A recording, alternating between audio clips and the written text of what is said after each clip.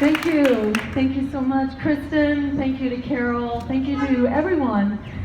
And thank you especially to the community that's been coming out and standing up for the Berkeley Post Office, because in defending the Berkeley Post Office, you are defending the future of us all. So I just want to give you a big thank you.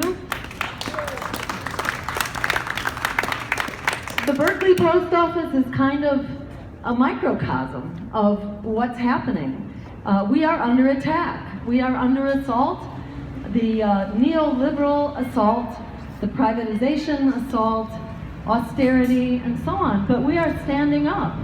We are standing up and fighting back, like the Berkeley community that has been here for what, 4 years now?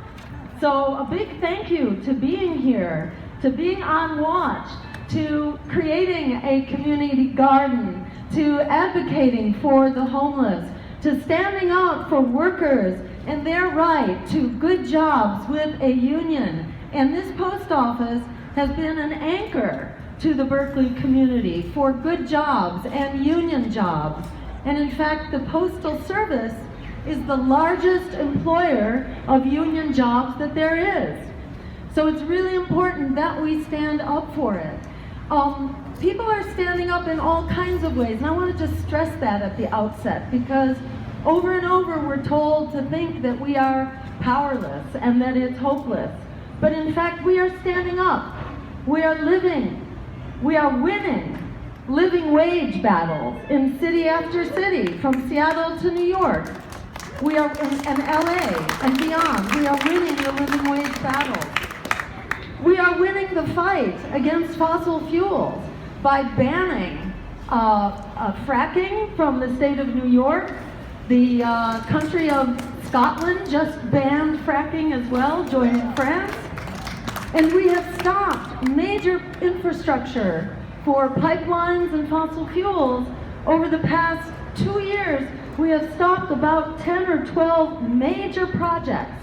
The biggest coal export terminal that was going to be built in the Seattle area was just stopped by the Lummi Nation, who stood up for their treaty rights.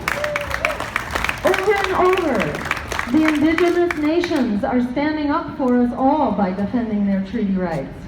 We're seeing this in the incredible courage of the Black Lives Matter campaign that's been standing up here in San Francisco, and which just had the mayor just finally agreed to fire the police commissioner that had allowed so much abuse and murder to take place on his watch. That too is a tribute to the community, to demand that, to have succeeded in demanding that accountability.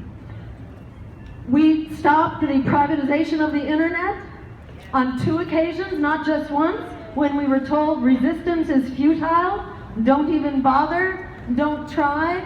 But what did we do? It was largely millennials on social media that created a firestorm of phone calls and visits, first to the legislature, to the Congress actually, to prevent that first bill from passing, and then did the same thing actually to the Federal Communications Commission and stopped internet privatization for a second time. So it's very important, I think, to reject the propaganda that tells us that we are powerless.